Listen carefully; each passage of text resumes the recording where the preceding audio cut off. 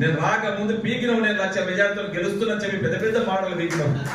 కానీ 35 రోజుల్లోనే నిన్ను ఇంటికాడ తోక మడిచి ఊరు బయట తాండూరు పొలగల దాటి పడేసిన బయట. గుర్తుంచుకో, నీకు ఆ రోజే చెప్పిన 35 రోజులు టైం ఇస్తే నేను కనపడకుండా నేను చేసిన బయటకు పంపించిన. ఈ రోజు తాండూరు ప్రజలు 5 సంవత్సరాలు నాకు టైం ఇచ్చింది. ఖచ్చితంగా మళ్ళీ తాండూరు వైపు నువ్వు ఎలక్షన్ లో నిలబడాలని చూస్తే భయపడాలని చెప్పి నేను చెప్పిన. నేను అదే తీర్పు మొన్న మున్సిపల్లోనే మనకు ఇవ్వడం జరిగింది. నీకు గ్రామ పంచాయతీ ఎలక్షన్ చెప్పినాం.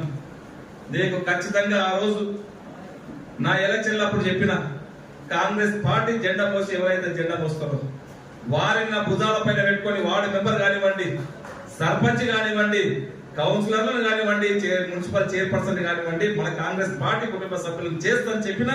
ఆ రోజు చెప్పినట్లే గ్రామ పంచాయతీ ఎలక్షన్ల నుంచి నేను తిప్పలవాడి మన కార్యకర్తలకు పనిచేస్తా ఉంటే నీవు వచ్చి ఏం మాట్లాడుతావు? గ్రామ పంచాయతీ ఎలక్షన్లకు ఎవరైనా గ్రామ పంచాయతీలో తిరుగుతారా? నేను చాలా మందిని చూసిన, మంత్రులను చూసిన, ఎప్పుడు కూడా గ్రామ పంచాయతీ ఎలక్షన్లో తిరగలేదు. నీకు ఎవడో ఓటేస్తే నీ ఎలక్షన్లు అయితే వాళ్ళు కష్టపడి పని చేయాలి, కానీ వాళ్ళ ఎలక్షన్లో నీవు తిరగొద్దు. అది నీ తెలివి.